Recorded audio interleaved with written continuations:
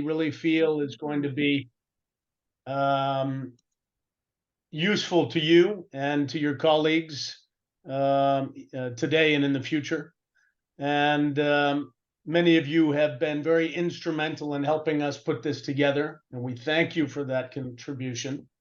It's been invaluable, and it continues to be, and will be throughout this program, which is going to run these communities for over 2 years. And we look forward to working with each of you and colleagues of yours across your countries and territories going forward. Now, as you know, in addition to this online series, the GO program is also organizing other opportunities for you to participate in expert-guided field visits that will occur across a series of countries and territories, where participants like yourselves will be able to get an up-close look at some practical and effective solutions to energy transition-related challenges that you and others like you are facing or may face in the future. And of course, as part of these visits, there will be opportunities for exchange with others in similar circumstances like yourselves. And we really feel that these exchanges are part and parcel of this effort of enhancing your capacity to deliver that which you're charged with delivering for your respective countries and territories, and ultimately identifying and implementing innovative and adapted solutions to reduce reliance on expensive and polluting fossil fuels. So in short, I'd just like to say that we invite each and every one of you to take full advantage of all the opportunities that our program is looking to make available to you and are developing and rolling out for your benefit. And I know all of my colleagues and our partners join me in saying that we really sincerely hope that you find your participation in this series that we're inaugurating tonight, and this effort going forward to not only be interesting and useful, but really fun and inspiring. And with that, I'll pass it back to our Go Community Workshop series leads. And so once again, thank you one and all, and a fruitful experience to one and all. Thank you. Thank you, Hab. My name is Lucia Rakočević. I will be your moderator today. I will go quickly through the presentation of workshops, as this is the first of the trainings. This is the first training and sort of what to expect, what is the goal. And then I'll walk through the agenda of today. So I'll try to take a few minutes to present this, and then we'll start with tour de table so that we're all aware who we have in the call with us before we dive into some presentations and some examples from Portugal and Netherlands that we have here. I hope that's okay with everybody. If that's okay, by the way, Han, I received your presentation. So that's good. You have it now. And let me share the slides. Here we go. And please let me know if you see them. No? Here we go. Can you see the slides? Yes. All right. Good. So as I mentioned earlier, I come from Tenki, together with 3E colleagues who are also here in the call with us, and Econolair. We are a consortium that has been contracted by GEO program to implement the GeoEnergy Transition Community. And we'll be implementing 2 sets of trainings, of online trainings, focusing on policy, legislation, regulation, and also institutional framework that is needed for energy transition. In these trainings, we'll be focusing on both gaps and obstacles, but also good practices and levers that are needed for development of the policy and regulation, but also for implementation, for very important monitoring and evaluation of energy transition in the public policies and associated measures. After the training session, so as you know, they're recorded, as you just agreed to record, the recordings will be made available so that it also serves better purpose for you, but also your colleagues. And there'll be an evaluation form that will be sent out so that you let us know how happy you are, what you would like to change or maybe improve with these trainings. So as I mentioned, there is two sets of trainings, one in English, one in French. And the trainings, there is 8 of them. They're grouped in 2 sets. So the first 5 trainings will be focusing more on the energy policy and implementation programs and institutional framework, whereas the last 3 will be focusing on regulation. They will happen starting from today, tomorrow and the day after, and then also next week and the week after. So we close by the end of the week of the 5th of December. Today, we'll be talking about energy policy, purpose, and the scope. Tomorrow, we'll dive into the cycle phases of the energy policy. And then on Thursday, we'll be discussing institutional framework and stakeholder coordination. Then next week, continuing with the policy and implementation, we go into, let's say, of course, more detailed and tangible parts, which is the implementation programs and action plans, and then how to set, let's say, KPIs, ensure monitoring and evaluation of those programs so that we can have that feedback loop and improvement, let's say, of both implementation programs, but also policy. And then we start in December with the regulation, with the introduction to energy regulation principles. Then we dive into utility rate design and customer responses to utility pricing. And then finally, we go into the regulation needed for energy efficiency and renewable energy. So today, we've heard welcome from Ahab. Thank you for that. And I've just sort of went through the overview. We'll ask in a minute when I stop presenting that each of you presents yourself so that you also know and we know who is here with us. And then we'll hear from our colleague, João Pecas Lopes from Portugal about energy policy and transition in Azores and Madeira. We'll have some time for questions and discussions, which is also, we really want this to be interactive. So please feel free to ask your questions and get involved. And then we'll hear from Johannes Beret, or Han, from University of Aalborg and director of Prof B. And he'll be presenting Sustainable Energy Roadmap for Bonaire, Saint Eustatius, and Saba. And then we'll also have some time for questions and discussion. And we'll try to have, let's say, as much discussion as possible, but we hope that we have enough time to hear from Len Peters, our CEO at Tinky, and she'll be presenting the 3 of problems, objectives, and recommendations. And then I'll have some closing remarks, mainly reminding of the next steps. So I close with this. I thank you for your attention. I will stop presenting here. And maybe we start introductions. Maybe Len, as you're my first, let's say, colleague here, maybe you can present yourself and then we hear from the rest of the consortium and then we go around. Hi all, so I'm Lucia's colleague. I'll be working with her on these sessions. For the ones who will join also the French sessions, you will see me there as well. Today my job is a rapporteur, so I'll be muted most of the time and following the discussion to ensure you have a decent report of this session that you can look after again to pick up some stuff. So that's me. Thanks, Len. And also with us from the consortium, we have Jan Corneli. Jan, do you want to present yourself?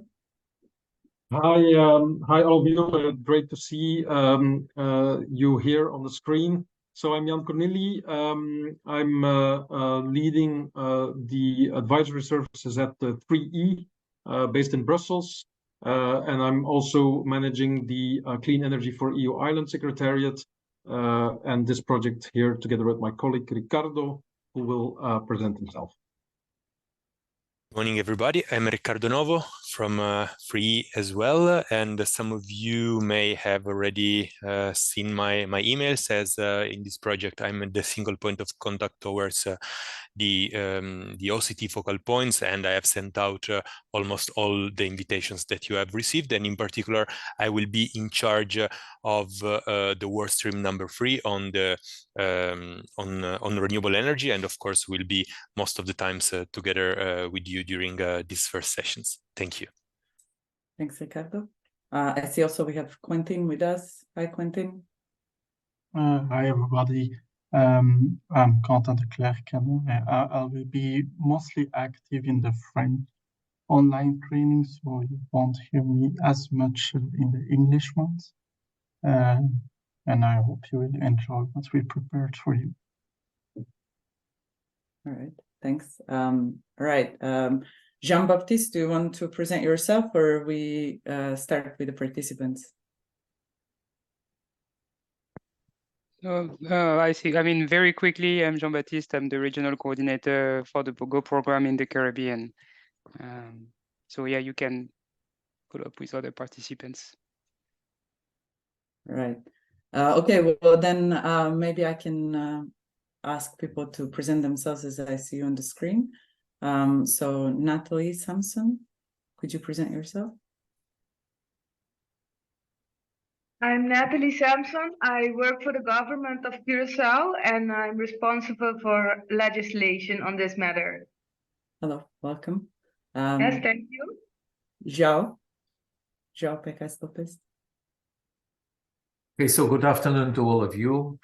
My name is João Peças Lopes. I am a full professor of electrical engineering in the University of Porto, and I'm also associate director at INESCTEC, that is also based in Porto.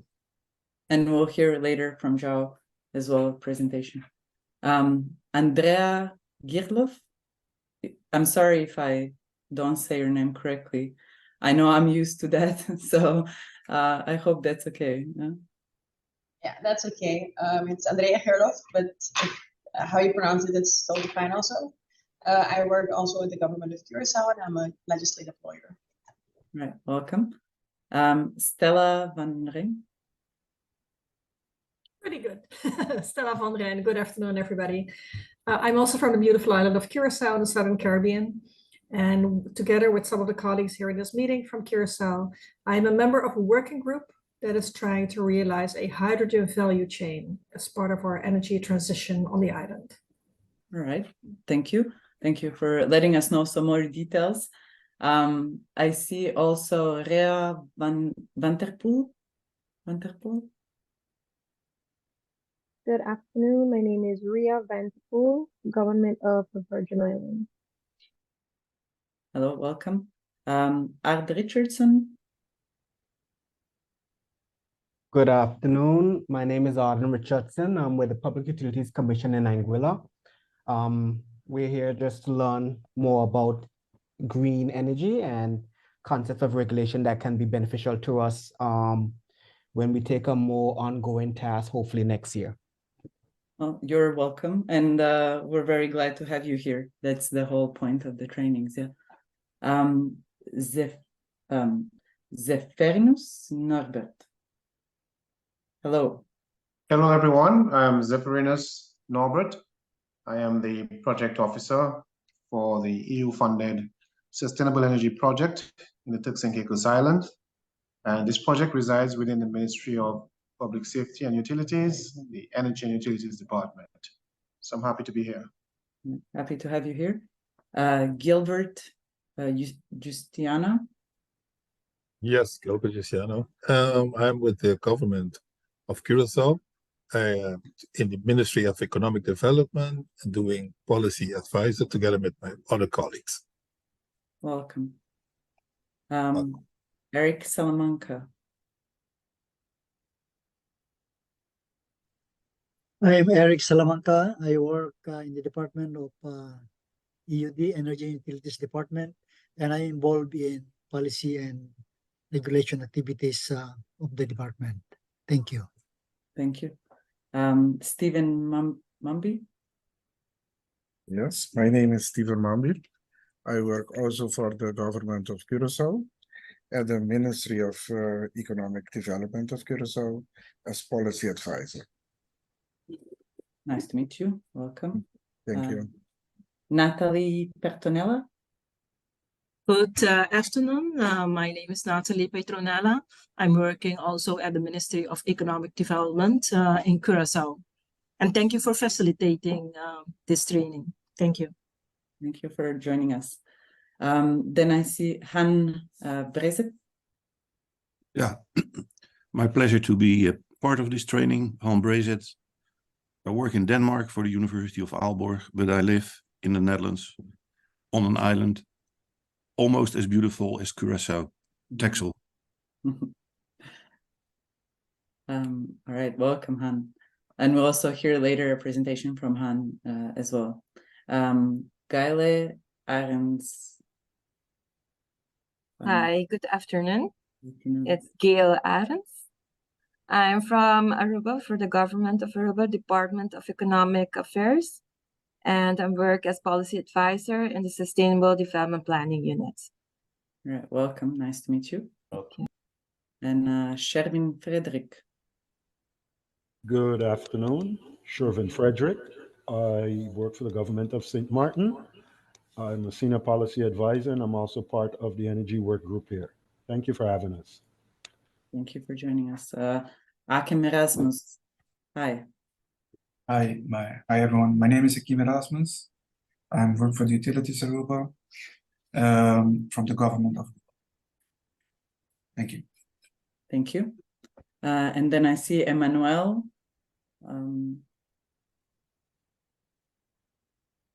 Hello, I'm Emmanuel Daimers from the Go program. I'm the communication manager of the Go program, and I have the Go team here with me. Hello. Hi. Hello. Thank you for joining us. I'm sure I missed somebody, but because I was following mainly the people that have their cameras on here, we definitely have more participants. So I would ask you if you can please unmute yourself and present yourself, as I was going through the list of the videos, and then I'm not sure on the list who has presented. Hey, good afternoon, everyone. My name is Albert Isaac from the Government of St. Martin, Senior Policy Advisor, Department of Economic Affairs. Hello, Avril. Nice to have you here. Hi, good afternoon, everyone. Okay, I guess I'll continue. Yeah, okay, I'll continue first. So I'm Jessica Rogers, Senior Policy Advisor for the Ministry of TIAT for the Government of St. Martin. So my colleagues Shervin and Avril, who just introduced themselves, and we're happy to be here. So thank you for having us as part of our energy work group. Thank you. Thank you, Jessica. Hallie. Okay, good afternoon, everybody. This is Haley Trott, Ministry of Communication and Works, BVI. I'm responsible for energy in the ministry. Welcome. Hi, good afternoon, everyone. My name is Nikima Hickinson. I'm a senior policy advisor here for the Department of Interior and Kingdom Relations on St. Martin. You just heard from the experts on St. Martin. We are all sitting in the energy work group, and and I am actually the focal point for the Go program on St. Martin. Thank you. Welcome, Nikima. All right. I'm sure we Who have... left? Like, yeah, Bruno. I could go through the list, but Yes, hello. My Hello. name is Bruno. I can open my camera just a moment. Very few. Sorry about that. Yes, my name is Bruno. I'm an expert in energy transition and energy efficiency policy. Hi, Bruno. Nice to meet Hi you. there. Okay, so Hello, if the everyone. Yeah. Hello. Hi, I'm Courtney Hassel. I'm a policy advisor for economic affairs at the public entity FEBA, and I have energy as a topic in my portfolio, so that's why I'm participating. All right. Thank you, Courtney. Nice to meet you. Hi there, it's Cameron Clark from the UK Government's Foreign, Commonwealth and Development Office, covering climate and environment across our UK overseas territories. Hello, Cameron. Welcome. Good to have you, Cameron. And I'm Orel Reed. Hi, this is one of the regional. Right. Right. Maybe Oral, you can go first. I'm Yeah, sorry sure. for skipping you. I'm also one of the regional coordinators for the GO program. All right. Falkland Islands representative. Yeah. Yeah, hi. I won't forgive me for not turning our screen on. Our internet's terrible, so if I did, the whole system would crash down here. So this is Stacey Braga. I work for the Falkland Islands Development Corporation, which is an economic development agency here in the Falkland Islands. And my role is strategic projects manager. And as part of our business, we provide energy advice and financial support for businesses with in regards to renewable energy. So interested to hear the discussion. Thank you. Thank you for joining us today. All right. Anybody else that we have not heard from? Hi, my name is Damien Harrigan from Public Utilities Commission in Anguilla. I'm the regulators. Hello, Damien. And we have also Janet Lawrence. Good afternoon. I'm Janet Lawrence. I work for Connect St. Helena Limited, which is the utility provider on St. Helena Island. Hello, Janet. Welcome, Janet. Oh, hi. Good afternoon. Go ahead. My name is Travis Cardi from the government of Angola, the Ministry of Public Utilities, where I'm lead on energy. Hello, Travis. Good to see you, Kristen. Hi, Kristen Smith, Policy Advisor in the Cayman Islands Government, Ministry of Sustainability. Hello, Kristen. All right. I'm just gonna wait a second, if we still have anybody else that wants to introduce themselves. Yeah, hi, I'm Khushbu Khatra. I work with the Ascension Island government as the Policy, Projects and Communications Officer. Happy to be here. Thank you for joining us. Welcome. Hi, everyone. I'm also from Ascension Island. My name is Tiffany Simpson. I'm the Director of Conservation. So I'm working with Khushbu and the rest of a working group trying to deliver a sustainability strategy for the island. So thanks very much for inviting us. Thank you for joining us. All right. I think that's everybody. I'm gonna assume that's everybody because I don't hear anybody else joining. Okay, good. All right, then we continue with our program. We're really happy. Thank you for all of you for joining us. And it's really great to see there is different participants from even multiple from one island, which is great to see. And we really hope that this set of trainings will be useful. And as I mentioned at the beginning, please keep your notes if you have any suggestions or recommendation. We would like to hear from you after the training. So with this, I would like to introduce João Pecas Lopez, who introduced himself earlier to us. But João is a full professor at the Faculty of Engineering at Porto University, where he teaches in the graduate and postgraduate areas. He was for 7 years Director of Sustainable Energy Systems, PhD program at the university, and Director of Advanced Courses on Sustainable Energy Systems. He's also Director and member of the board of INESTEC Research Institute in Portugal, and he's Vice President of the Board of Portuguese Association for Electric Vehicles. Professor Pecas Lopez was responsible for INES Porto Act, and he's also, together with us, collaborating on the Clean Energy for U Island Secretariat. And he'll be talking to us today about experiences and lessons learned from Azores and Madeira. João, please take the floor. Thank you, Lucia. I'm going to share my screen. Let's hope it works. Is it okay? Can you see my screen?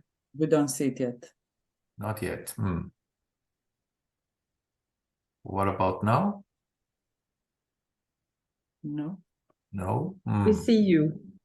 Really? Yeah. Okay, let me see if I change screen. What about this one? Now it's now we see it. Yeah. Now it's okay. Yep. Go ahead. Okay, so good afternoon to all of you. Good evening for some of us.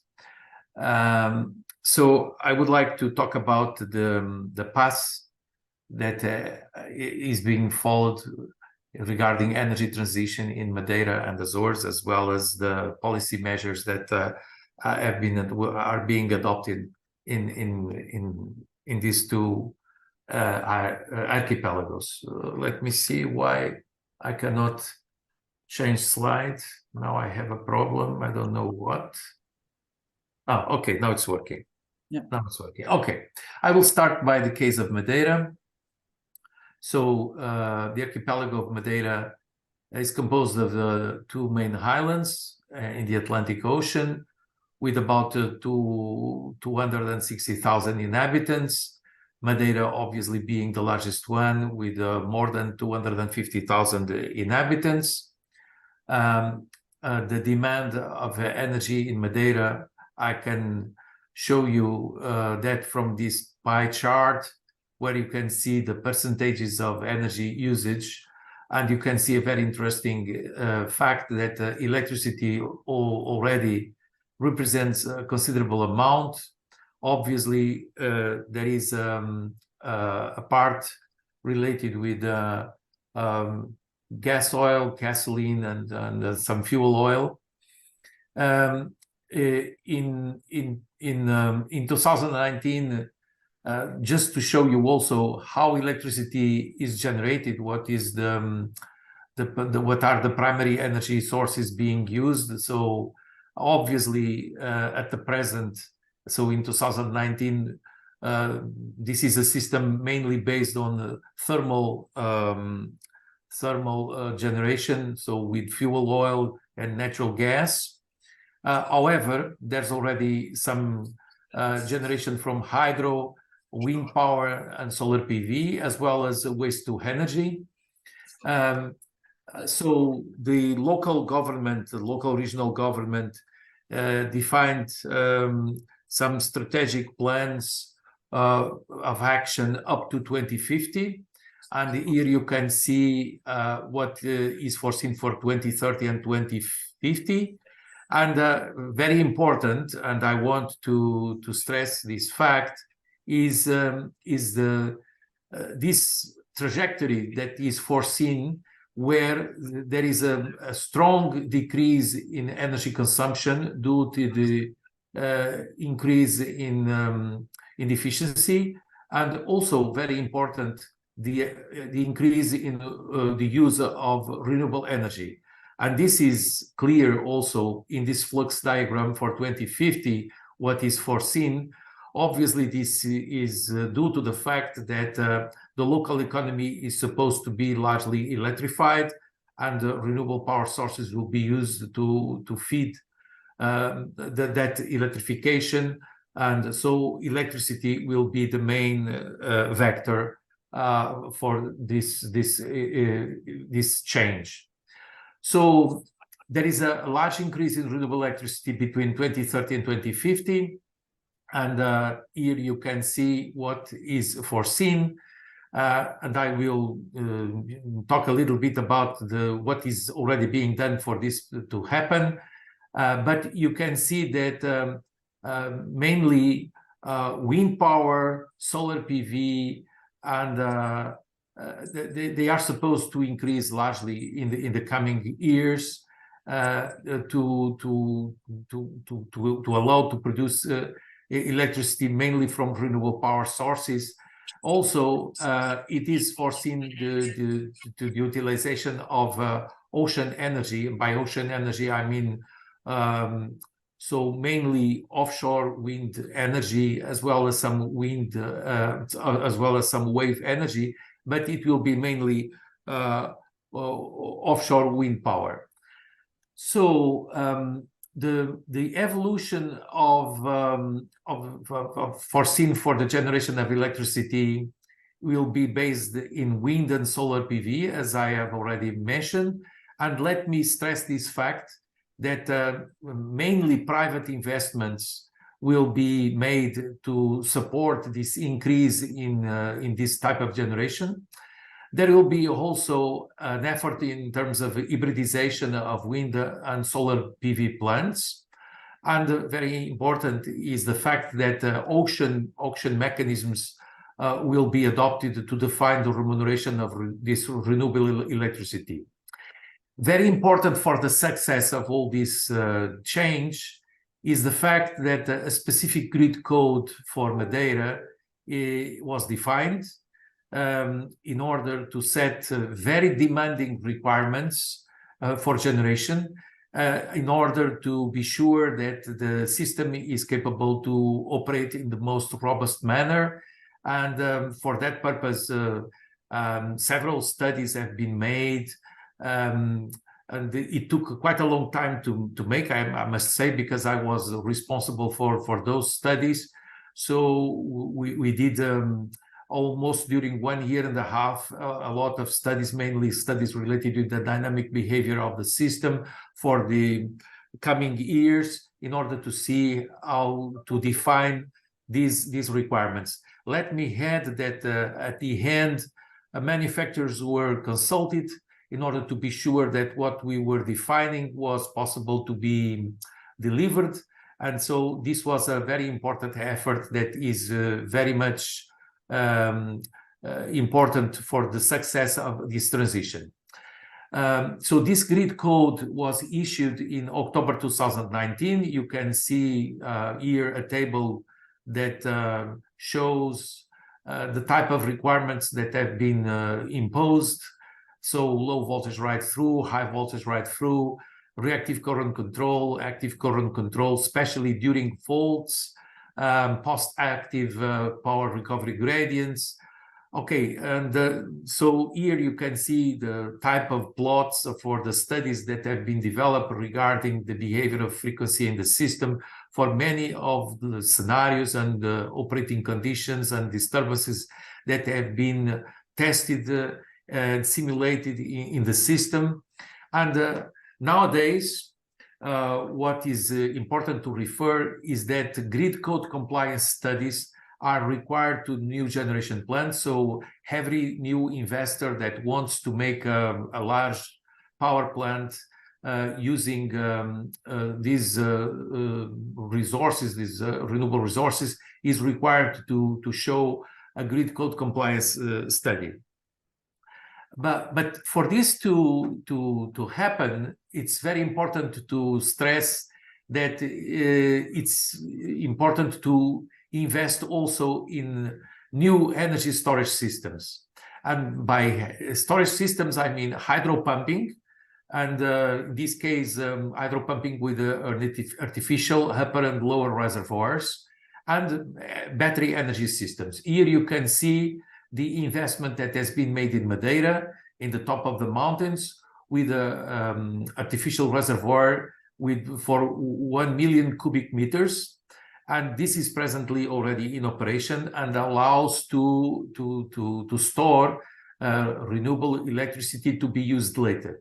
So very important also to mention is the fact that battery systems are operated with converters in grid forming mode, which allows the disconnection of the thermal units without loss of security. So in fact, the approach that the local utility is following is that battery converter is capable to replace one thermal unit.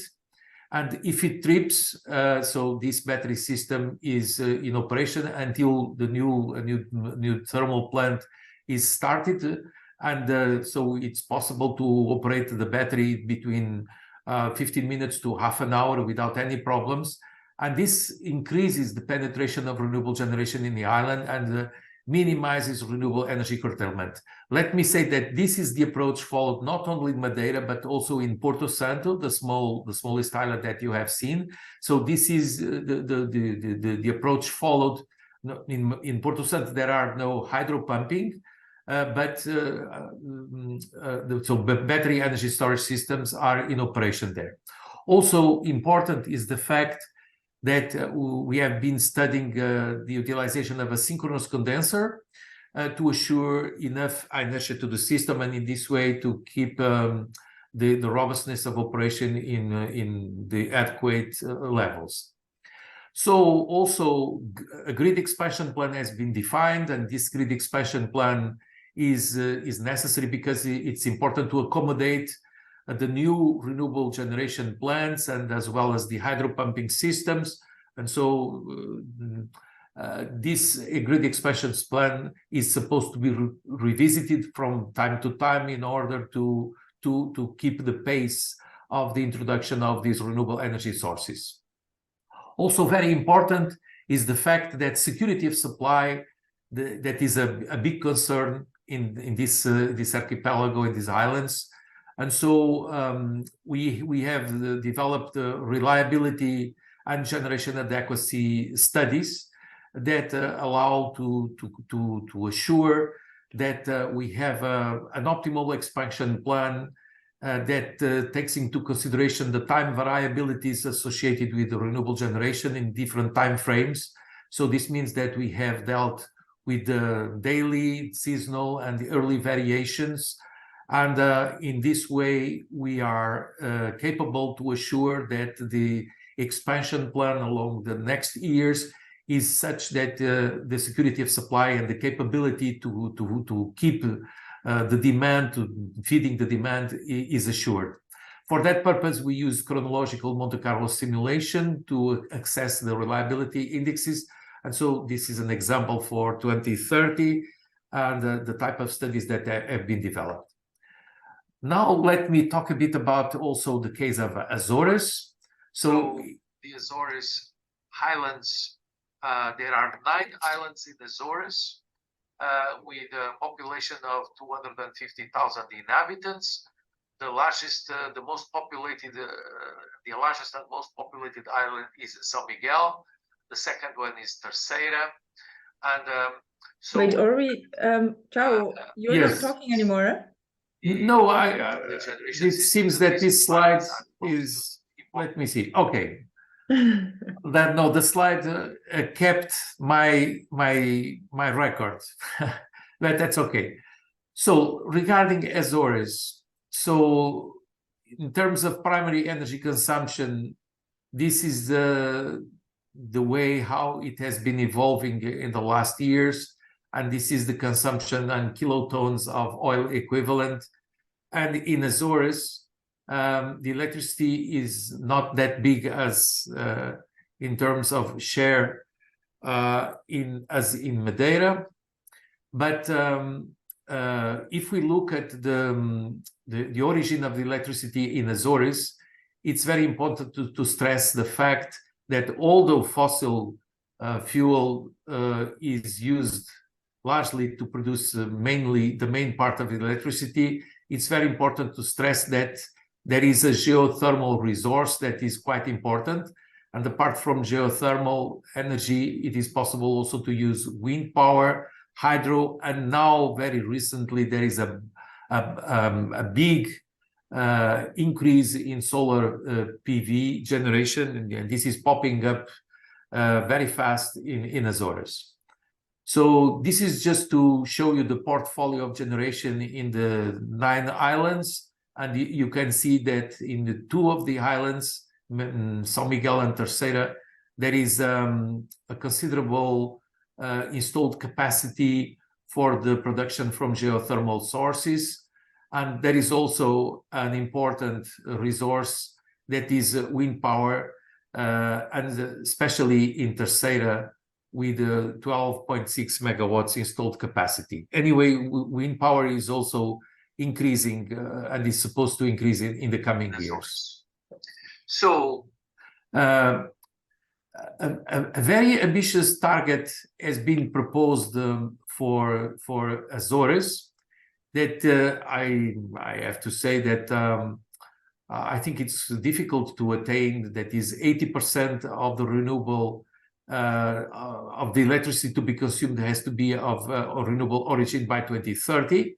So there is also a strategic plan that has been prepared, and you can see that the plan shows that this will be made mainly through the increase of the geothermal generation, but also through wind power and a very large increase, as I said before, in solar PV generation. So how is this going to be done in Azores? So as I said, the large increase in geothermal, wind, and solar PV generation. And regarding wind and solar PV generation, this is made by private investors. And of course, the same recipe is being followed in Azores. That is the installation of battery energy storage systems, at least in 7 of the 9 islands. In Azores, although some studies have been made also to create hydro pumping storage, this was not possible due to environmental constraints. But so the battery storage systems are presently under installation.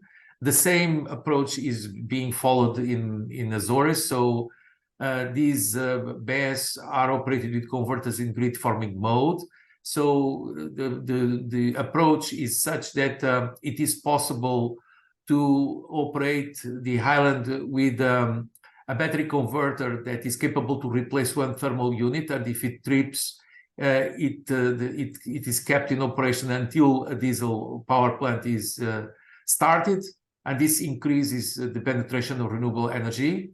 So also hybrid solar PV plants with battery energy storage systems are presently under study. We are studying some of these systems in Azores.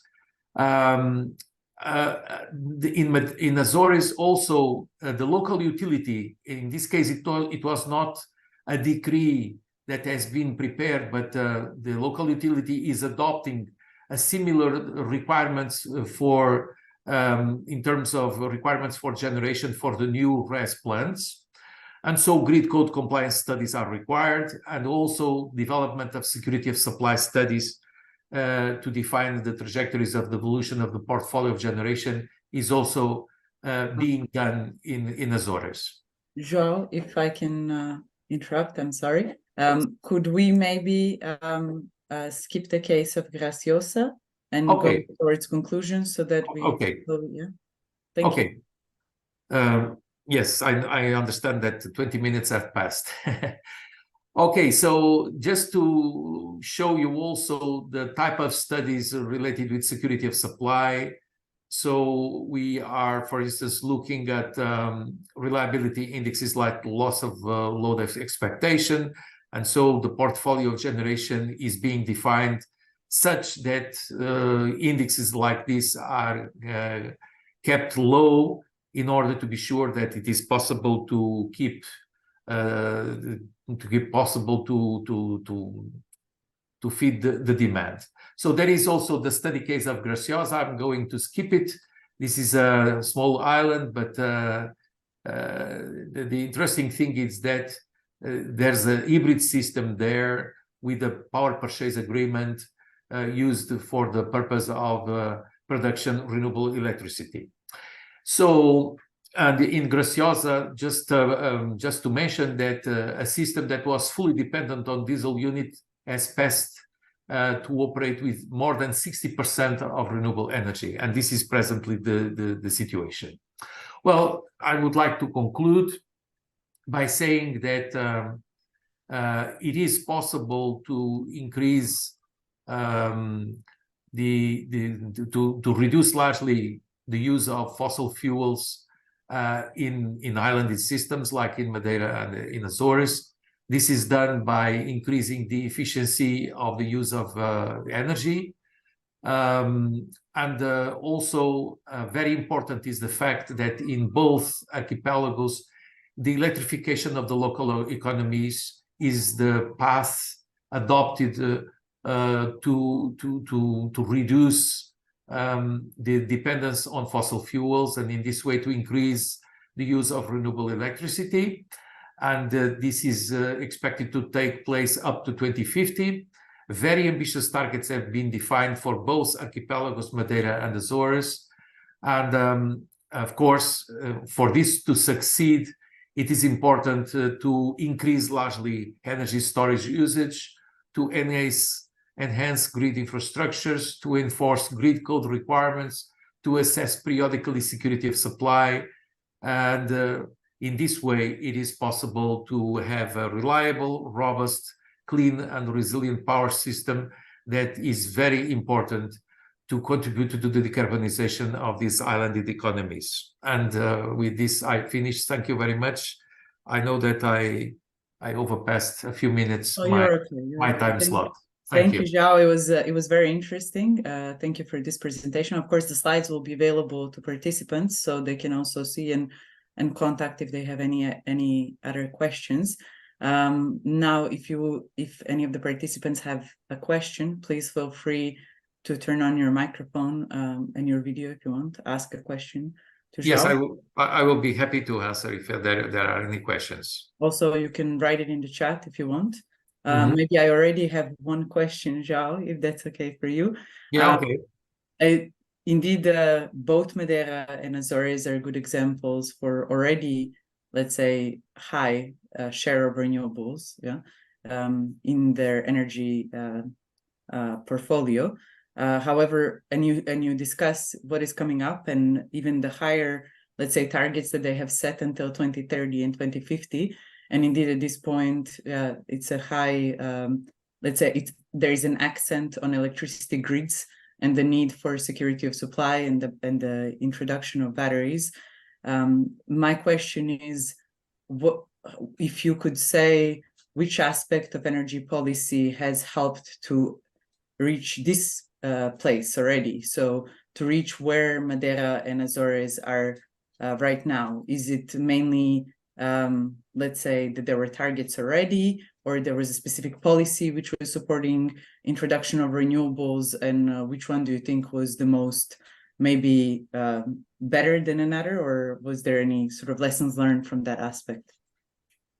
Okay, so clearly it's important to stress the fact that in both archipelagos, the regional governments defined a policy supported in strategic plans, and as I said, with very ambitious targets, and also they set the scene for having the possibility of including private investors developing renewable energy projects to support this electrification, because as I said, the electrification is a way to achieve those targets. But obviously, this is only interesting if this electrification has behind renewable energy sources, because otherwise it makes no sense. So, and this has been done. Of course, that being islanded systems, there is always the risk of when developing these projects of renewable power plants that they can be curtailed. And in order to reduce the curtailment, it's very, very important to have this capability of storing the surpluses of renewable energy. And for this purpose, for instance, in Madeira, they started quite a long time ago, and they built a very, very large, for the dimension of the island, renewable, hydro pumping system. As a matter of fact, there are 2 hydro pumping facilities, not only one, there are 2, and they are even planning to have a 3rd one. And also the use of batteries. This was extremely important. Otherwise, there is always the risk of curtailment, and so the investments are not so they're risky, no? The risk of being feasible from the economic point of view. And so this is very important. Of course, if you ask me who did those investments, of course, these are investments made by the public utility. And with support from European funds. Right. Yeah. We have also a question in the chat from Eric Salamanca. He asks, who conducted the grid code compliance study? Is it the public supplier or the government, the regulator government? We did. I mean, in ESCTEC, my research institution. So we were hired by the utility to do the grid code, as a matter of fact. So we started by developing studies, and then we defined the proposal for grid code. And now we also support private investors by doing the grid code compliance studies. Right. Thank you, João. Any other questions from any other participant? If I may, one which might be interested for the islands that are still going into that transition. João, you mentioned a couple of times private investors. Was it difficult to attract them? I mean, is there a guarantee for the business case, these kind of things? Because a lot of islands still have to go through that transition, knowing that they contact you for this, for developing the grid code is one thing that can help them. Having an access to a research institute is clearly an asset in that sense. But I mean, once you're there, budget is an issue. So how do you make that attractive enough? Well, it's attractive enough because the remuneration is based on the principle of avoided costs. So in this case, you just avoid the cost of producing electricity from fossil fuels, which is extremely high in highlands. And so the initial solutions that have been set up were based on the avoided costs, and this is the solution that is presently in force in Azores. But in Madeira, they have evolved more, and now they are developing a solution based on auctions. So these auctions they work in the following manner. So we defined a levelized cost of energy that is the starting point for a given technology, and so showing that this is feasible from the economic point of view. And then the private investors, they bid going down. So and the lowest offer, the lowest bid is the bid that wins. And so in this way, we are also introducing competition in all this procedure of producing electricity from renewable energy. So it's not only a path towards the decarbonization, is also a path towards the economic efficiency of the economy. Right. Thank you, João. Yes, go ahead. To João still. I'm missing a part here though. I understand the vision for investors, but then as a policymaker, how do they convince the people itself? I mean, it's clearly for us the benefit that could be presented with this kind of project, but what about the general public? How do they, I wouldn't say the word convince, but how did the perception was for them? Listen, in 40 years from now, when you're almost dead, there will be renewable energy. I mean, that perception, how did you cope with it? Oh, the perception of the consumers is quite high. Even I have not mentioned that, but there are also plans for to support the installation of solar PV panels on the top of the roofs of the houses, and there's a big adherence of the consumers of the population. How is this done? Because there is also a financial support. So I can say that the financial support is about 1,300 euros per installation. So if you think that installing a solar PV panel of 1.5 to 2 kilowatts, 1.5 to 2 kilowatts costs about 2,500 euros or 3,000 euros maximum, you can get a support of about between 1,000 and 1,500 euros. And this is quite good.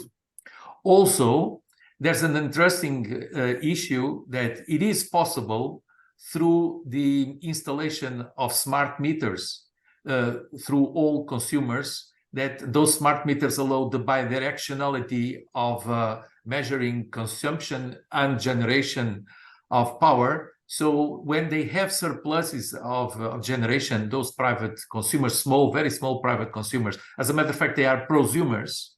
So those prosumers, when they generate power and they inject power into the grid, they are remunerated for that. Yeah. So it's quite interesting because this investment is paid in just a few years. Yeah, I got it. We have some kind of legislation about that too, but okay, I will take it into consideration. Next. Thank you. Thank you, João. Thanks for answering all our questions too. And if anybody comes up, if you have a question that comes up later, please feel free to contact us and let us know, and we'll forward to João. And you have my email address. Yes, exactly. The first page of my presentation. If you have any questions, please feel free to send me. I will be happy to answer. Thank you. Thank you. Thanks.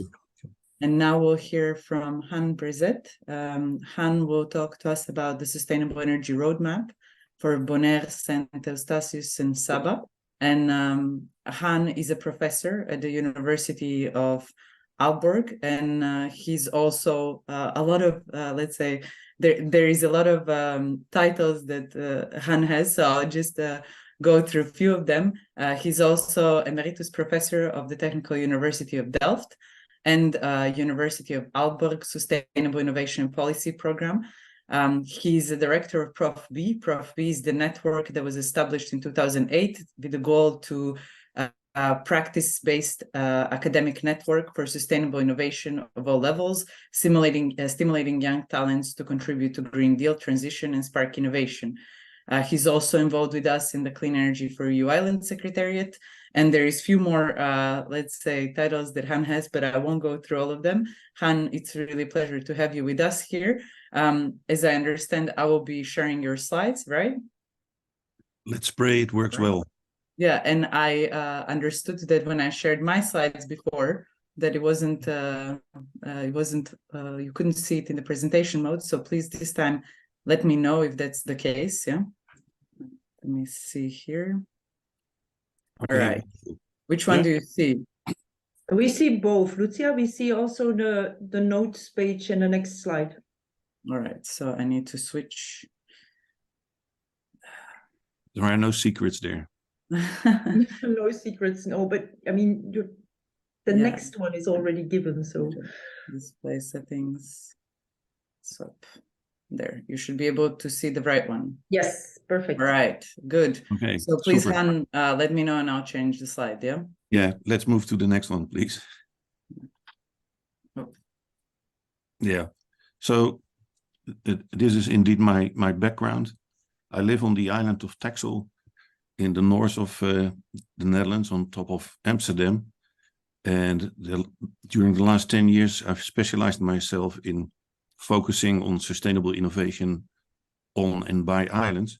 One of the interesting things of the sheep boot that you see here is that it has, from its origin, a dovetail ventilation, which on the one hand keeps the air fresh, on the other hand keeps heat and cold inside when desired. So this is what I would call a spark innovation, because there are not that many sheep boot on Texel, and only if you can export these things, these special inventions and innovations by people on islands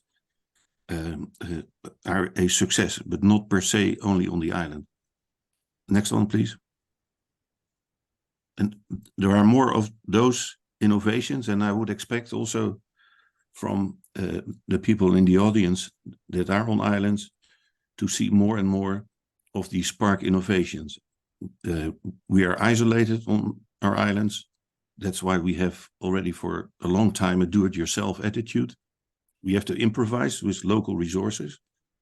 On my island in the past, that was wreckage, wood and things like that to build houses from. And we have on the islands a survival mentality and resilience. And particularly when I talk about the Caribbean Dutch islands, they have been surviving and are surviving all kind of impacts that build your resilience. Yes, next one. A few more of these spark innovations. Around 2000, sorry, one back. Around 2000, on my island, one of my students started as the first island in Europe with sustainable public lighting. Well, it took some years, but then the rest of the country took over. Now we call it dark skies, but this was already 15 years ago. Next one. Talking about how to involve the consumer. Here, the population of Texel is busy with a sustainable energy game. Again, that game was invented for the island. It wasn't very successful, but it has been successful in other parts of the Netherlands to start building support from the population. Next one. Well, with sea level rising, we get more and more salt. So why not build this type of innovation? Means saline agriculture. Of course, that has an energy impact as well. But just as another showcase of spark innovation that has been exported even to other countries. Yeah, next one. This one is also an interesting one. A pop festival, an island on its own. In 2013, one of my students built the first 500 watt self-sufficient solar smart system, battery podium.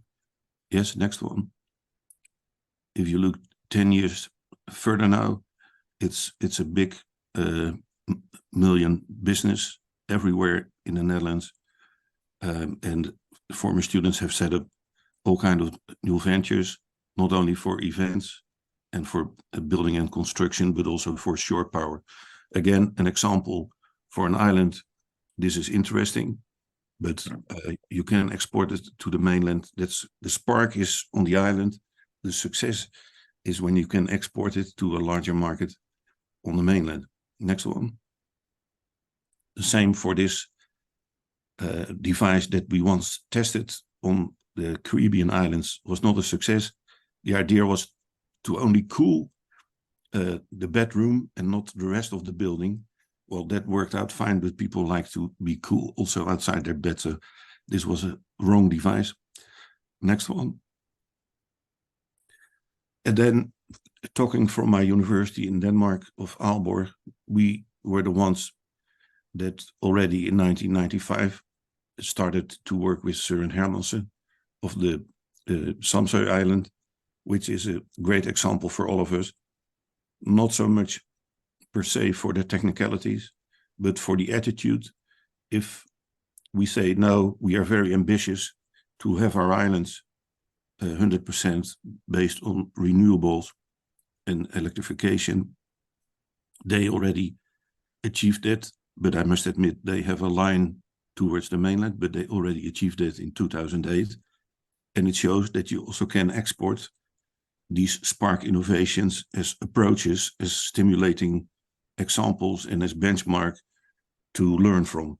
And of course, that's one of the things that we hope to achieve also in the GO training program, but also in CE for EU islands, that we can learn so much from each other. Already again, I've learned a lot from Madeira and the Azores, and particularly from the Azores. It always strikes me how they've been able to use geothermal with the help of the people from Iceland to learn from, also for our Dutch and Dutch Caribbean islands. Now, a few of my students have been to Sint Eustatius, and we have done some literature research, and also for the CE for EU islands submission of proposals. We have an introduction overview of how the roadmap for Bonaire, Sint Eustatius, and Saba developed itself. Yes. They are called also the BES Islands. They are special public entities in the Netherlands. They are wonderful destinations, of course, and that is true for many of your islands. But these ones are really also very special, with also a lot of marine biodiversity. Some of them, and Courtney, you should let me know when it happens. But Courtney Hessel, who is in the audience, but you live on a volcano. You have quite interesting tourism, but you're highly dependent on it, which we could feel during Corona. And there are social economic challenges in the sense of that on Bonaire, 40% of the people are below the social minimum. So that gives challenges also for the affordability of the new systems. And they all have standalone energy systems. Next one, please. Now, even more than the Azores and Madeira, the islands have the ambition to become 100% self-sufficient with renewables, let's say as close to 2030 and further. We can discuss if this is realistic. If you ask Søren Hermansen of SAMSO, he will say yes. And of course, the islands are smaller than Madeira and the Azores, but it would be interesting for a discussion. It's at least very good that they have this ambition. They have based this on a number of studies from different backgrounds and scenarios, but also based on what they've already realized. So on the islands, the electrical companies and the governments have a very good, realistic and common sense approach for the implementation of their plans. So they know what they're talking about. And what we also should realize is that they have an outstanding relationship with both the Dutch government and the EU. They're considered to be very special, and they're very fruitful cooperations ongoing. Next one.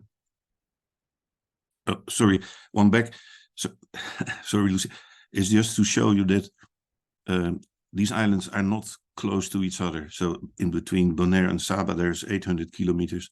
Saba and Sint Eustatius, they're very close. Sorry. Yeah, next one. The strategic plans of the islands are largely based on a very thorough TNO study that you can download if you want. Next one. And more or less they give this picture is that already today Bonaire, Sint Eustatius and Saba have 30 to 40% renewable energy self-sufficiency.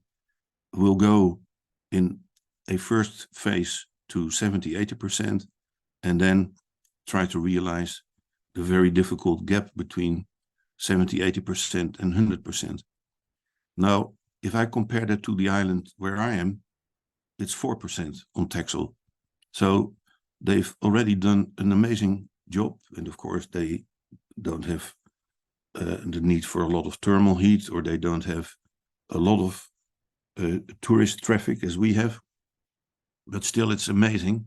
It's better than our best practice here. So the best islands, the Dutch Caribbean islands, are for us the best practices in our rayon, and it's really something to learn from. So that's also the reason that I'm highly interested to see how they will further develop. They will do it more or less in the same way, these first steps, as Madeira and the Azores. So with solar PV, wind, the battery systems, smart electricity demand, efficiency reduction, and until 80% also with diesel backup. Yes? And they're quite optimistic. And Courtney, again, you must improve me if it's not true, but Courtney Hessel, but I know you are also particularly optimistic that you will realize this 80% not too far from now. Of course, there are the challenges that also Professor Lopes has just shown, with all the things with reliability and the grid stability and the power factor, particularly also here the affordability. Then we have an issue, and I'm happy that there are people from nature parks also among us, how to position the wind turbines, if possible, in these nature protected natural parks. The acquisition of the wind turbines and solar installations, we need hurricane-proof ones and earthquake-proof. And then, well, smart grid development is part of it, but it can be simple smart grid, and it can be, like we just heard, a bilateral one where you also, as a consumer, can buy or sell at the moment you would like to do that. It requires land acquisition and negotiation.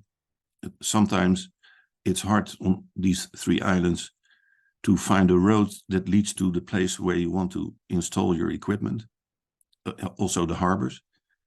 And there is lack of specific technical expertise. Of course, companies and consultants will bring that in, but after they've gone, how can you do your service and things like that? But we have the strong impression that this step 1 can be taken with a good chance on good results. Next one. And you can do that with regular steps, like from this report on the island of Saba, I think it was, which is available and where you can well, learn a lot from if you're in the same position as the BESS islands. Next one. Now, step 2 is a more complex and more wicked challenge. Where to go from if diesel is not there for backup? Biodiesel, where from? Electrical road transport, anyway, that's a social economic issue, but it will increase in the estimations that we have seen 5 to 10%. The electricity increase. By the way, that will grow anyway because we have an influx of, particularly on Bonaire, from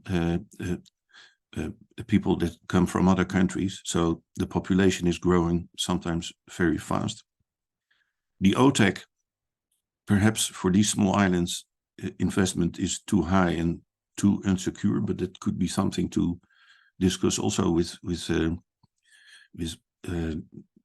Madeira and the Azores. Hydrogen is a little bit far away, and it's feasible. It's all feasible, but the costs are high, and the islands are too isolated. Geothermal, likewise, but perhaps there are things to learn from other islands. And then there are the challenges of the cruise ships and the ferry boats. Could they also contribute, and vice versa, to the island when there's power needed, and the other way around? And electrical flying, the BESS islands, and particularly Bonaire, but also the others, they are a special pilot project within the Netherlands to test and to have pilot projects on electrical flying. So this is not a dream, this is really realistic. Next one. Well, I'm almost there, Lucia, so don't worry. What we see as strength of Bonaire, Eustatius and Saba is the excellent cooperation that the municipalities and their energy companies have. That's absolutely a strength. And they're also partly co-owned by the municipality, so they have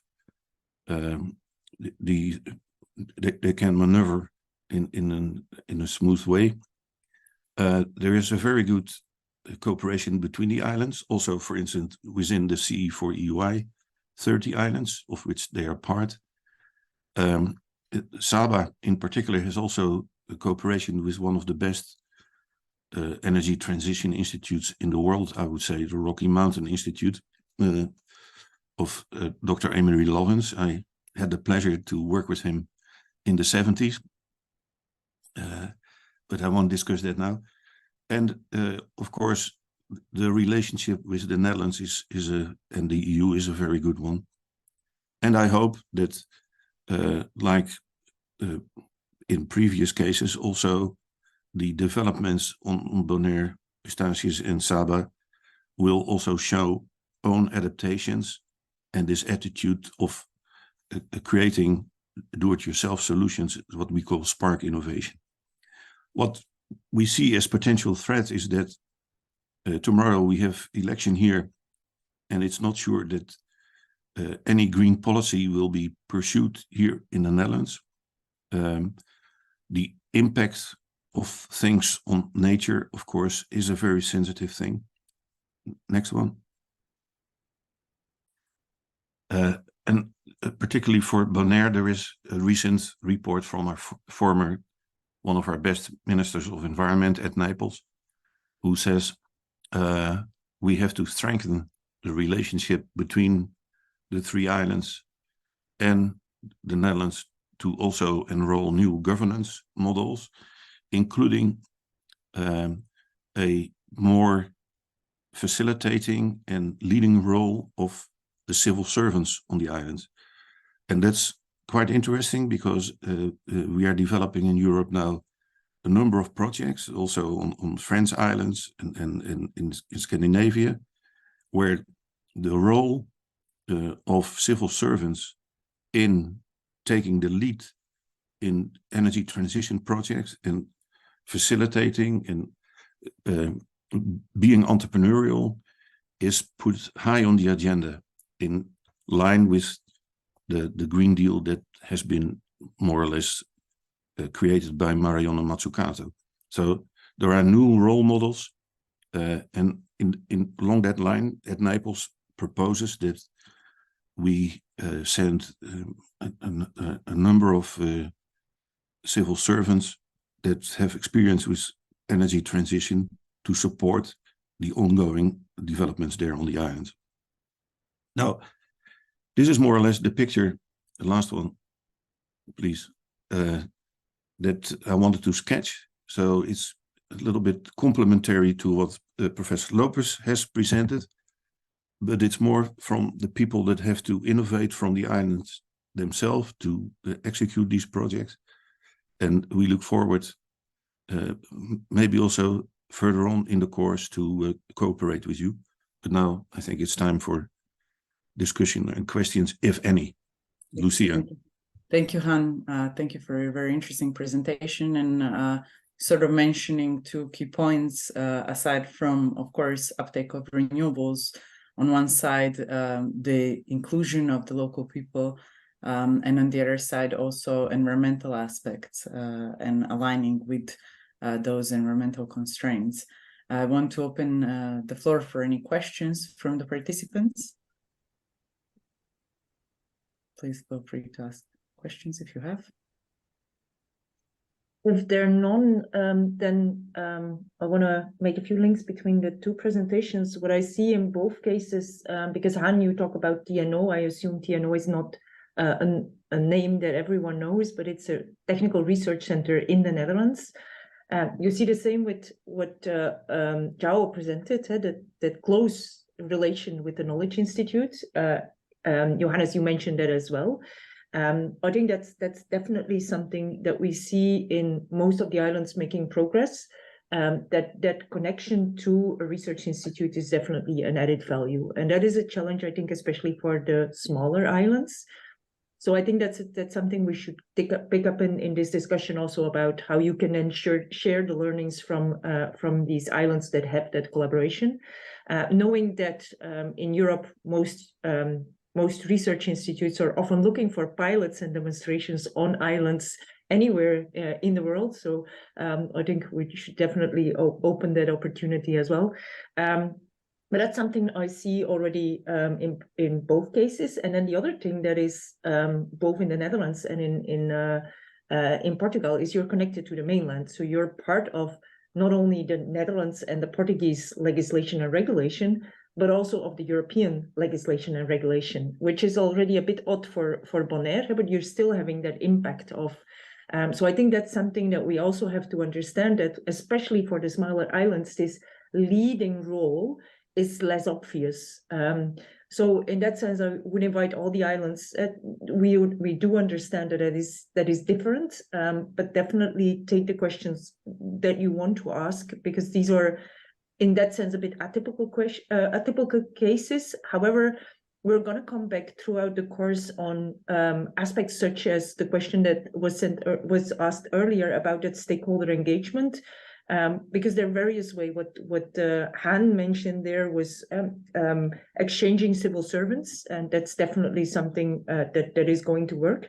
Chao mentioned that there was already understanding, which I think comes also already from the many projects that INESTEC has done on Azores. But we will see throughout the course of this week also other ways of engaging these local participants and making sure that they can benefit from it in all the potential ways as well. So that will come as well. So thanks, Lynn. Yeah. Thank you for that. Indeed, making the parallel between two presentations. Anybody else from participants wants to ask something specific to Han? Could I just add? I have a question for you, but I'm trying to leave space for people. Yes, go ahead. Go ahead. Go ahead. Oh, sorry. No, just building on what Lane is saying is that, of course, if you look at Madeira and Azores, they have universities also of their own. So there are knowledge centers on the islands because they are such big archipelagos, or Madeira case, that one big island. But if you look at smaller islands, like we have in the Dutch Wadden Islands, or that we have Saba in Sint Eustatius, then the model of SAMSO to create your own energy transition academy is a very smart one, because you only need 2-3 people. You call it an energy transition academy or center, and then you can choose between different universities. You can ask Oport, but you can also ask IST or whoever you would. And it's sometimes the first thing that I would advise. Have you been considering to make your own energy transition academy on the island, even if it's very small, also to bring guests in, and it gives you a very good mediation agency, I would say. Yeah, we have the SAMSO case presented in a couple of days as well. That's a very good point. And I wanted to maybe mention there, Han, as you showed Bonaire really in, let's say, in focus. We've been discussing through EU Islands with Bonaire, with Web Bonaire. And as far as I understand that they are currently already at times at almost 70% renewables in electricity. And they're expecting with the next 2 years to be reaching 100% at specific times, not all the time, of course. But I think one of the key things that I mentioned for people acceptance, which was mentioned earlier, is also making sure that in this transition to renewables, that it also follows job creation. Because with people that are already working at the energy plants that are there on the islands, you have to make sure that they have a job once you switch those plants and go to renewables. So that was really a point that they stressed in Bonaire. All right, well, is there any questions? If there isn't any other questions, of course, you have also Hans' contact, but you also have our contact. Please feel free to ask any questions if they come up later on, or you think of it, let's say, during these weeks, but also later, and want to hear more information. Of course, for example, the energy game looks very interesting. It's something that our team is also looking into, such things where it creates involvement of different generations and different profiles, and it's nice for starting the discussion. We have a presentation from Len. Len, we took a bit of your time, but I hope that's okay. That's okay. Yeah, I can't open it, so you will have to share it, which is a bit annoying, but I seem not to be able to open it. So what I'm going to do is I'm going to take you to some more, I would say, theoretical approach, but it's not really a theory. It's an approach to design policy with a broad number of stakeholders included, and such that you do it in steps, starting from a challenge or a problem, and then moving really to this Wait, I hear myself in echo. So Lucia, I'm gonna follow you. Yeah, there we go. So it's an approach that has been developed really to make sure that you develop a policy that fits the core problem. And I'm going to take you through an example that is related to rivers, which is a bit odd, river pollution, but it's an easy example to take. And if you then need additional information, then we will refer you to a document that explains really the whole concept in detail. But normally with this, you should already be able to get going. Lucia, can I have the next slide, please? So we have 4 topics that we're going to dive into. The stakeholders, which are really important, as was already mentioned, then problems and problem trees, and then we move from problems and problem trees to objective trees, and then we move to a planning stage, which I also mentioned as the kind of the recommendation matrix. Lucia, can I have the next slide? Thank you. The first thing is that when you are addressing a challenge or a problem, let's say it's related to more absence of people and kids in schools that can't go because they're ill, these kind of things. And the first question is, who do you need to engage? And you need to engage those people that are going to either affect the uptake of your solution because they have a lot of lobbying power. And coming back to Bonaire, I've been there a couple of years ago when the first electric vehicle was on the island, by the way. But the oil sector at that moment in Bonaire had a large power. So if you want to do something on reducing the amount of oil, you will have to take these people along. What Lucia already said, making sure that the people who work there now have a new job in a new transitioned economy is super important. But you also need to think about minority groups. If we think about people in poverty, which is a challenge on most of the islands, you want to take them, or you want to make sure that their voice is some way heard. Making that stakeholder overview doesn't mean you have to engage all of them in the discussions, but it does imply that you are aware of their position, maybe also their potential resistance towards your solution, and also linked to that, their potential to take along a big group on the island to adopt your solution. So think about whose problems or opportunities are we analyzing, and who might benefit or lose out with a certain solution that you're going to bring forward. Lucia, can I have the next one, please? And so I did put some animation on it, so you will have to use a couple of times to go forward. So yes, to type already, that's fine. So the main steps that you do is, first of all, what are the problems you aim to solve? And that's a really important one because it needs to be fenced. We said today already energy transition, but of course this is linked to climate transition as well. And Ahab, I think, briefly mentioned that there are multiple aspects in these courses. This one with the consortium we are in is focusing on energy, but there's also one on climate and one on financing.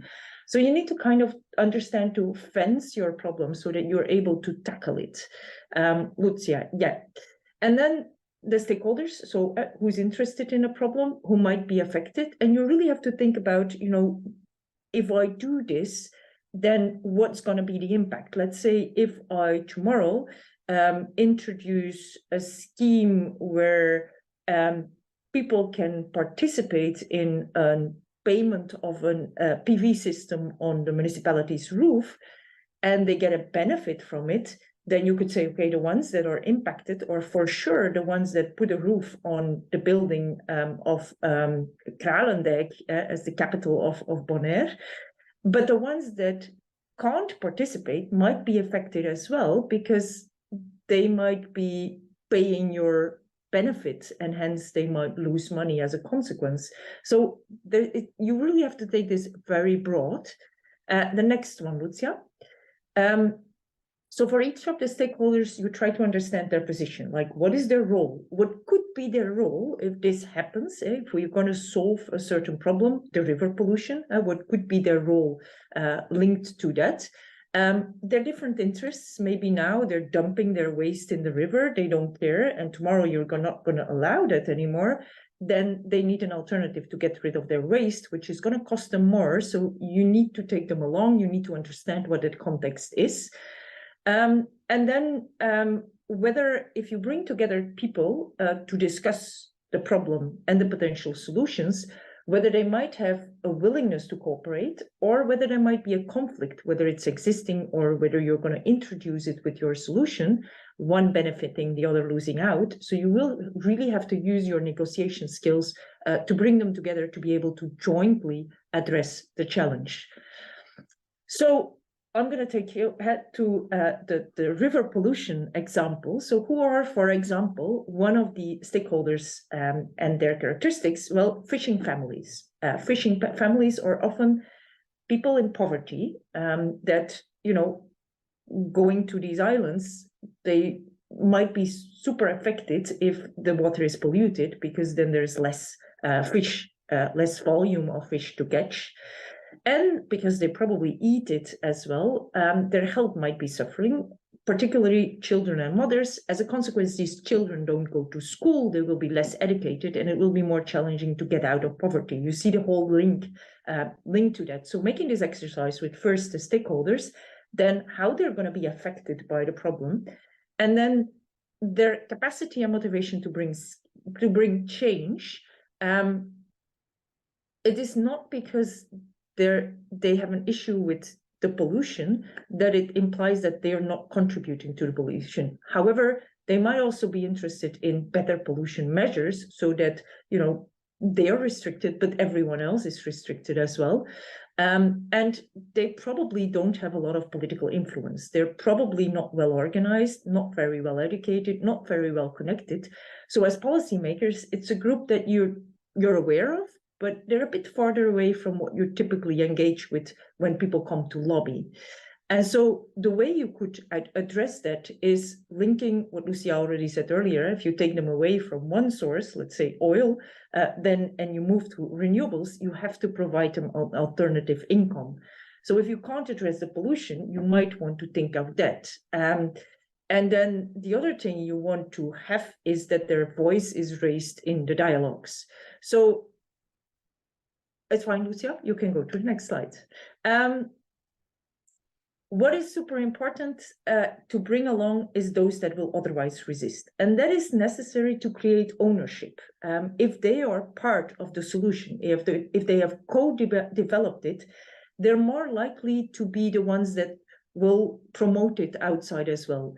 If you do not take them along, even if the solution is not so much against what they might be accepting, just because they weren't part of it, they will resist.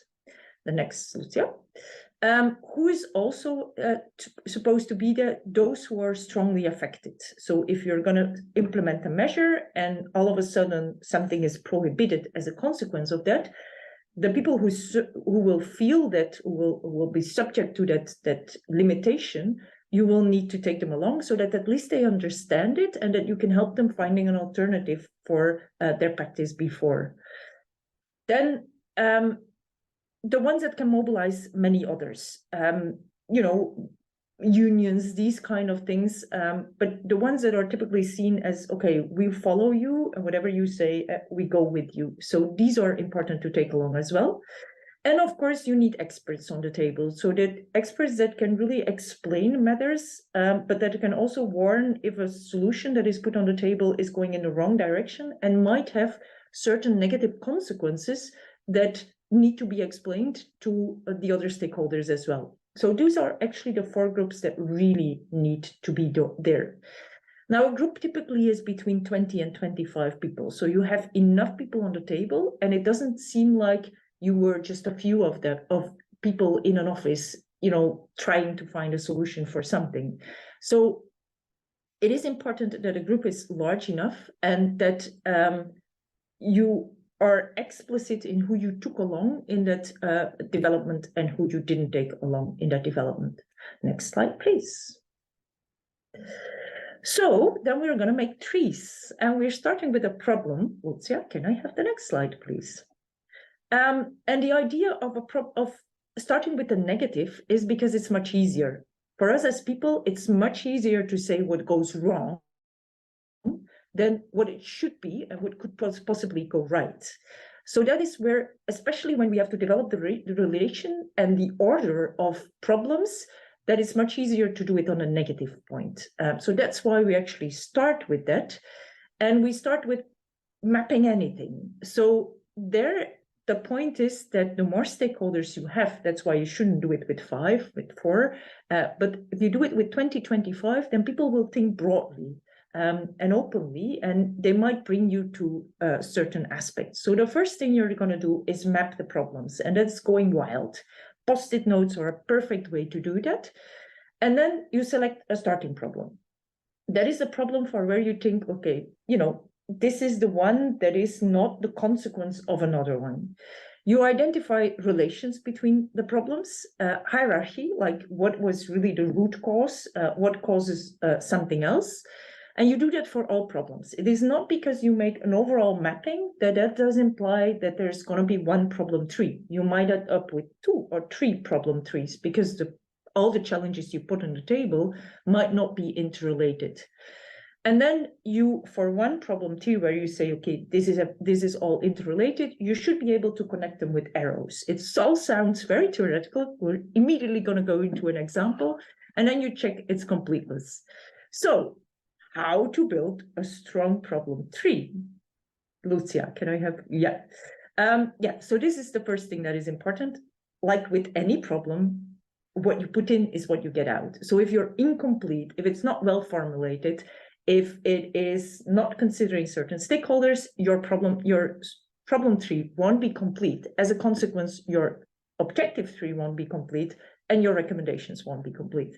So that's the first thing. Not too many people and not too few. So I set up between 15 and 25, 20, 25. Don't do it with 50. It won't work. With 50, your group is going to be either dominated by a few, and a few are not going to be happy because they couldn't raise their voice, or it's going to go too wild and you end up nowhere. It is actually better to do it a couple of times with different groups than to try to make a too big group out of it. And everyone is equal. That really means that if you moderate it well, everyone has an equal talking time, and you might stop people that would dominate the discussion. But working with post-it notes where they can write on actually typically works, because then it's not so much the discussion that dominates. Everyone can just write 5 post-it notes and put it on the wall. Your results should be simple. As long as it doesn't need explanation, it works. As soon as your post-it note needs a book of explanation, it's the wrong post-it note. So there we go.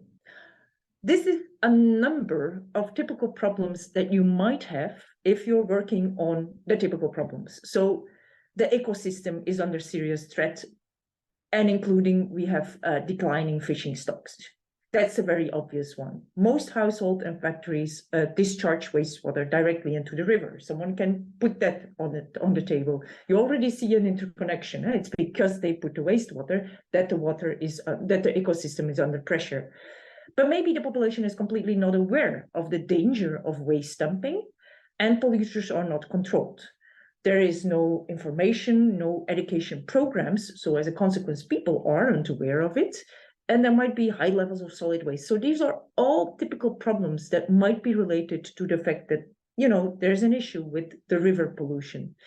You see there are various, and some are accurate, like the one on the right-hand bottom. 40% of the households and 20% of the businesses are not connected to the sewerage network. So that's typically one that comes from the experts in the room. And that's super important to afterwards define the targets of your policy. Next one, Lucia. And now you see what the results is of trying them to connect them. So if we start on the bottom left, then you say, okay, the Environmental Protection Agency is ineffective and closely aligns with industry interest. So as a consequence, they don't control polluters. And because they don't control polluters, you have a high level of solid waste dumped in the river. Now, it's not only the industry, it's also the general public, because they have no idea, because there's no information, they're not aware of the consequences. So because of that left part, the river water quality is bad. You see other reasons for that. The consequence of the fact that the river water quality is bad is that the ecosystem is under serious threat, and as a consequence of that, the income of the fishing families is in decline. So you see on the bottom of our root cause, or the main thing that we want to address, is all the potential reasons why the river water is bad as a quality. And on the top of that, there are the consequences for it. Next slide, please. Now, we've done the negative part. Let's be positive now. Okay, Lucia. So the point here is actually very simple. Any negative thing in the problem tree, you turn it into an objective tree. Lucia, next one. So there are a few steps. Very simple. You reformulate all negative situations into positive ones. And then you just have to check whether the cause effect is, whether, that's means and ends, but whether that's still logical or whether you need to revise it. And it's actually very simple. Can you go to the next slide, please? The role of the stakeholders in this negative to positive is considering priorities. So they might say, okay, this is the first one, this is the second one. Yeah, next one. The realism of what you propose here is also very important. They might say that it's just simply not possible, and that might point you to something else you need to address. And they might also say there are additional ways to get what we want to achieve. So they're super important in this step because they might really link you to solutions that would otherwise prevent an effective implementation. Next slide. And then it's really simple. So instead of saying the ecosystem is under serious threat and we have declining fish stocks, we simply say the threat to the ecosystem is reduced and the fish stocks are increased. So it's super simple. Wastewater treated in plants does not meet environmental standards. Well, all of a sudden it does, so it becomes green. So it's actually super simple to do. Next slide. And then your whole gray-blue system from before now turns into something more positive. So we now have on the bottom left that the Environmental Protection Agency is effective.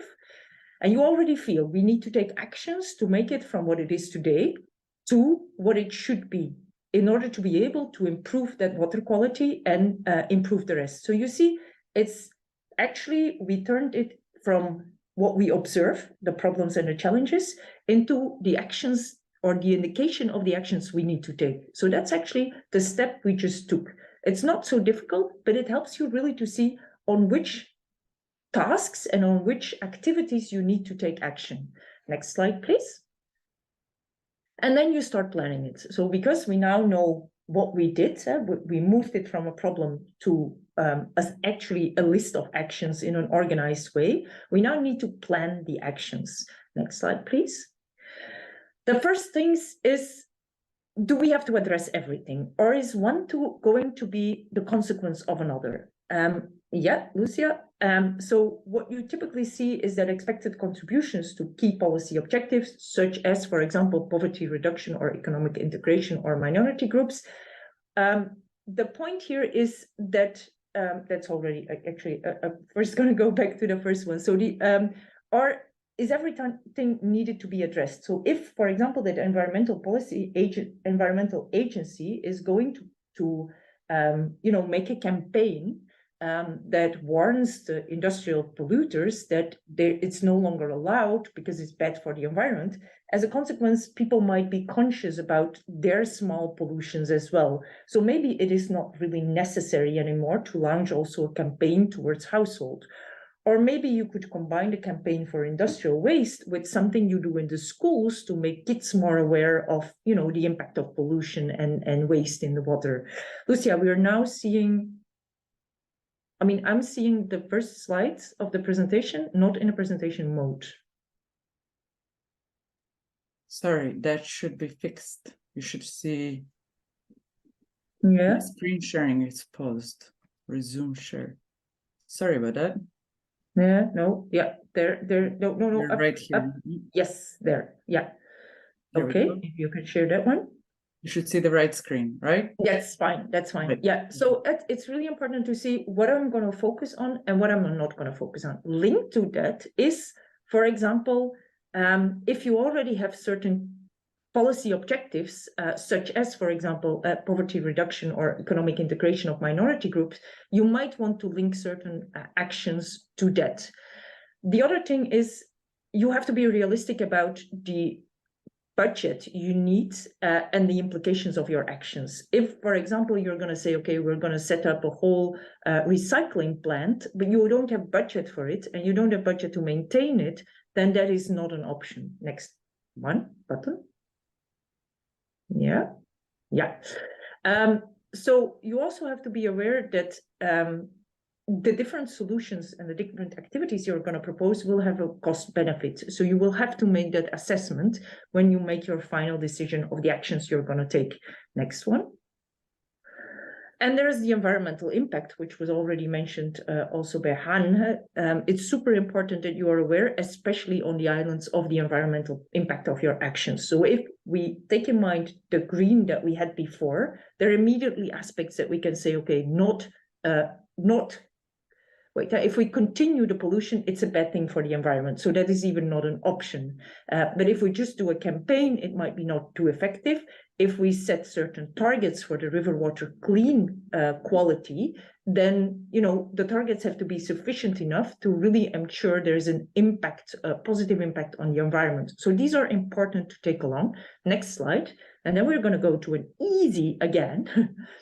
If at a certain moment, it is obvious that you're going to take actions, for example, on wastewater treatment, because you already planned a wastewater plant, and with minor adaptations, the river water can go through it, then your focus is going to be on that. There might be reasons to say, okay, the Environmental Protection Agency isn't going to control the polluters, or there might be another thing where you say, okay, there's going to be a separate action within a year on that, so we don't take that into account. So this is where you really say, what is it that we're going to focus on now, and what is it that we're not considering? You do have to be aware that if you make the wrong choice here and your left out is delayed, that might impact what you're going to do and the effect of what you consider in now. But you see, it's actually very simple to enable that focus and still keep most of the actions and activities that you want to focus on within the scope of your exercise.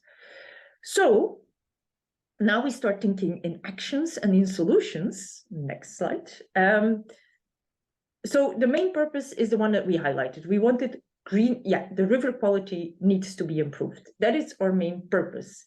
And so what we're going to do is develop a set of activities with very specific results, which we will use to achieve the aimed purpose, so the improved river quality. And the purpose will realize our objectives, which is a better quality of life for the fisher families, because the fish is now flowing again in massive amounts. Okay, next one. So the purpose, as we said, is the river quality needs to be improved. Next one. The results, what we had below, is that the volume of the wastewater that is now directly flushed into the river is reduced. It doesn't happen so much again. And overall objective is that as a consequence, there is an improved health for the fisher families. The kids under 5 are now much healthier. They can go to school. So that's our overall objective. So how do we now do it? The volume of the wastewater that directly is discharged in the river, there are certain assumptions we take, and this is where you need your experts. So this is actually the typical activities that you'll also be able to check. You're able to control them, and you're able to develop a policy that is clearly saying, okay, anything above this is going to be penalized. So these are your assumptions. And the same you have for the river quality is improved. Well, the river quality is improved, so there needs to be a public awareness by the local government about, Lucia, you went just too fast, about how that impacts the health, because it's not because you are aware of, improved river quality has a link to health and to absence in school and these kind of things, that everyone in your stakeholder audience is aware of that. So these on the right are your actions that you need to take, and they are as accurate as possible. Okay, next one. So you define a number of activities, and that jointly form your overall policy measures to address your objective. Okay. Of course, there are different activities you can define, and you might want to weigh them and put priorities there. The cost benefit was already set. You get through this also a first view on the overall policy design, like these are the measures we need to implement. These are the ways we're going to penalize that, or we're going to follow it up. And then what you have now is ready to start discussing with a broader audience and assess, okay, guys, this is what we want to do. Are there any concerns and feedbacks on this? Next slide.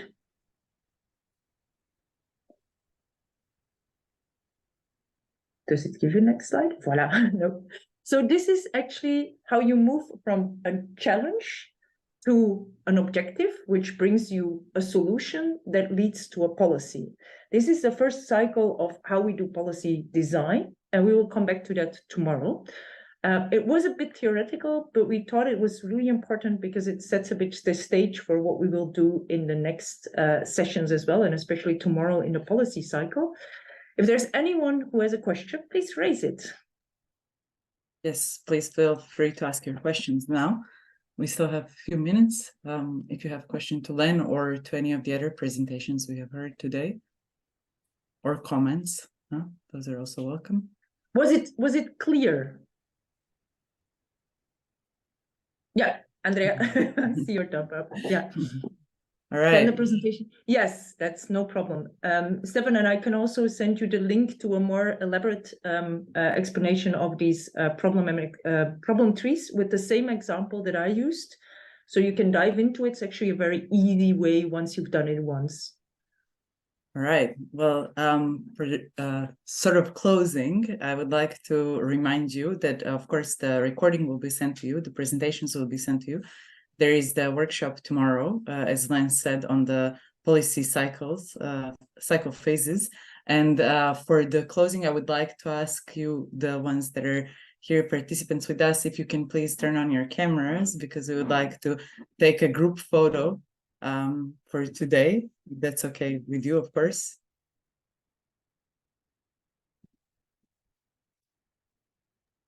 All right. Thank you.